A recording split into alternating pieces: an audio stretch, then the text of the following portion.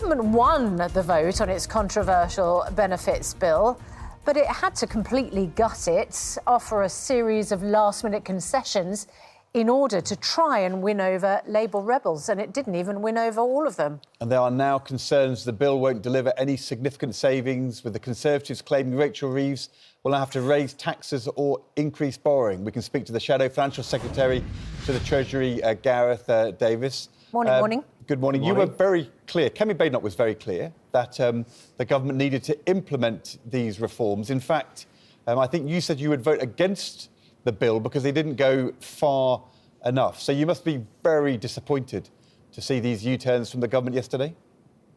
Well, I think we're all agreed, actually. I think the Labour Party accept that we do need to reduce the welfare budget. It has, in particular for health and disability benefits, has increased substantially since the pandemic.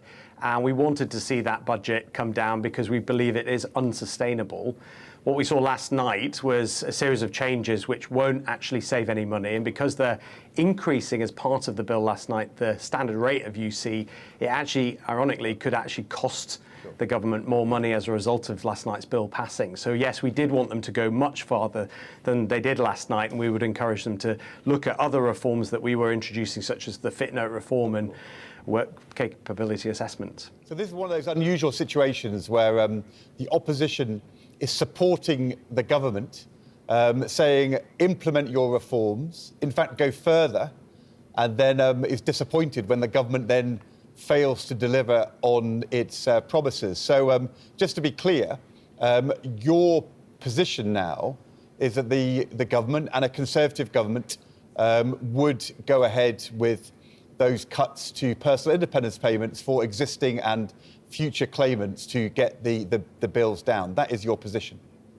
Well, as we set out in advance of the bill, we would have supported the bill had it started on the journey of reducing the welfare bill. It shows that it wouldn't. We wanted more people into work. It wouldn't achieve that. And we wanted to do so that taxes wouldn't have to go up again. That was the basis on which we would support the bill. It didn't achieve that. But just to be really clear, because you gave very clear answers to the first question, and then that one was a little bit more ambiguous, a bit harder to understand. Kemi Badenoch said she supported the bill and wanted the government to go further. The government was cutting personal independence payments for existing and future claimants. That was where the £5 billion savings were coming from. You said it's disappointing we're not getting the savings. So clearly that means that your position, the Shadow Treasury, the Conservative Party, for the next election, if you were in power now, you would be cutting those personal independence payments for existing and future claimants because that's the right thing to do to get the bill down. That is clearly the implication of everything you said. I think it's a very kind of open, honest position. I'm just asking you just to confirm I'm right.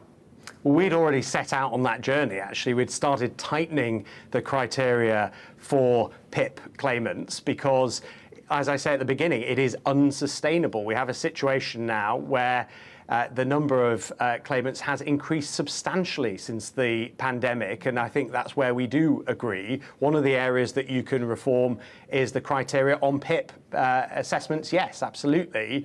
Right. But you need to go way further than that, Ed. You need to look at the work capability assessments. You need to look at the fit notes.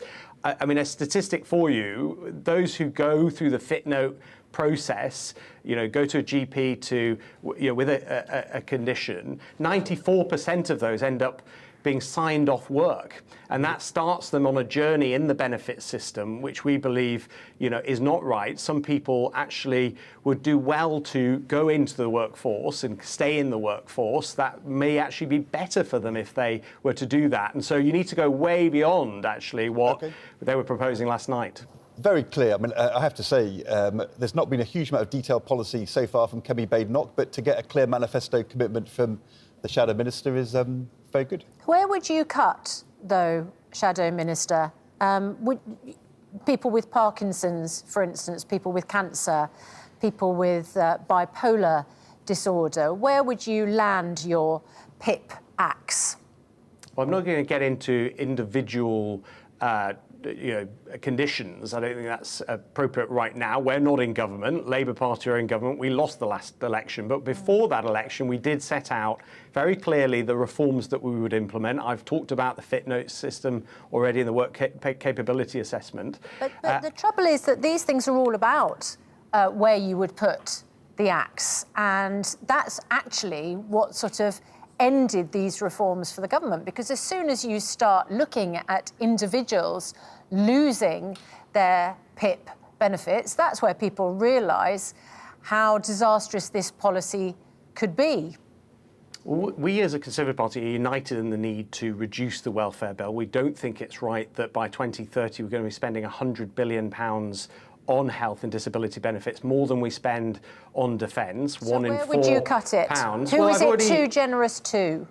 Well, part of it is about reform, and this is actually, it's a really good question, because last night we did have a debate about the bill in which we said it isn't just about cutting and making savings in the way that Labour needed to do last night. It's about actual reform. If you remember, we introduced universal credit to consolidate and to simplify the system and to make sure work pays.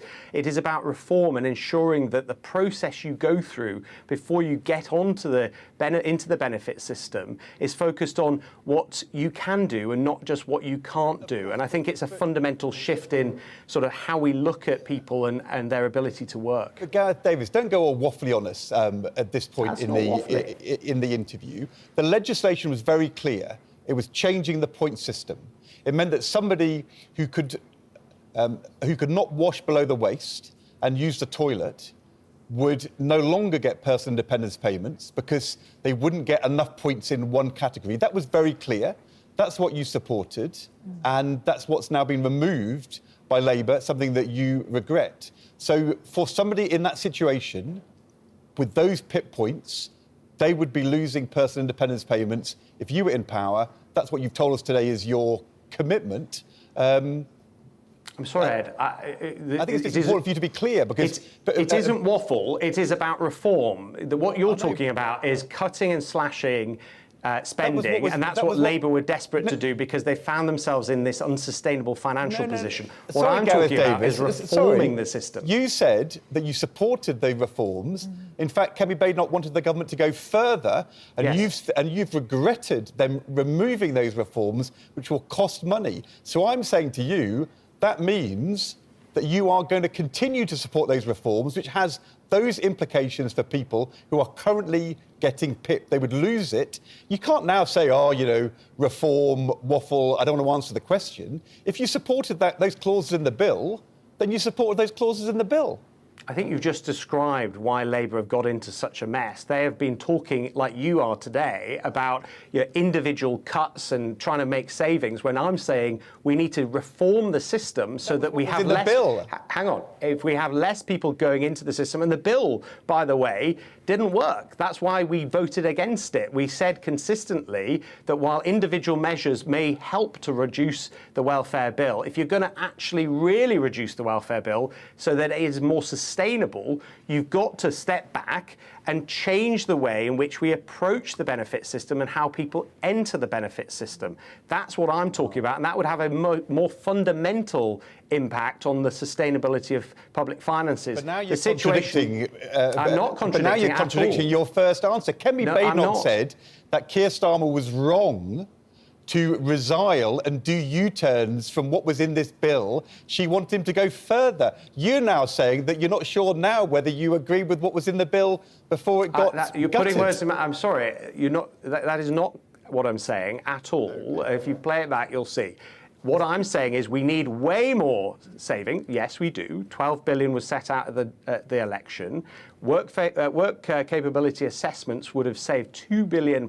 Labour scrapped that scheme. We had other measures like the fit notes system to stop people entering the welfare system when they don't need to. That would have saved billions of pounds as well. But you don't achieve multi-billions of savings without significant reform. And that's the critical point. We now have a situation where Labour are scrambling around to fill this black hole that they've created through this U-turn. And I'm afraid that means tax rises in the autumn, because they've not made the difficult decisions that they needed to do, which is to go further and actually reform the system. OK. You did have 14 years in government.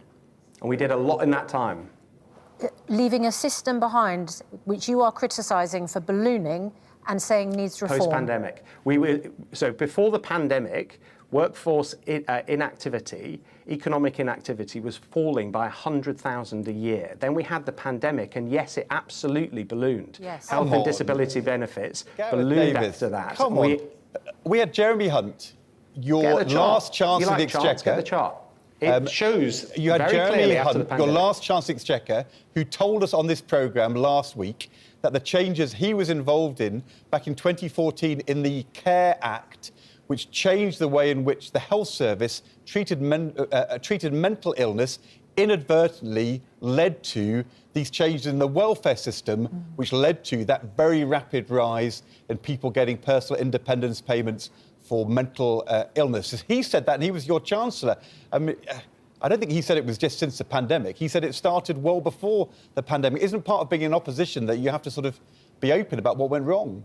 Well, I think we've been very open about the mistakes that were made on a number of errors, and clearly we lost the election and lost the trust of millions of people. But what I'm saying now is it's unfair to not acknowledge the impact that the pandemic had, specifically on health and disability benefits, which has completely ballooned. And that's why we were introducing a series of reforms like the Fit Note system and work capability assessment that Labour have now scrapped. We absolutely acknowledged that it was an issue, and that's why we put forward the plan for £12 billion in savings. Thank you very much indeed, Gareth Davies.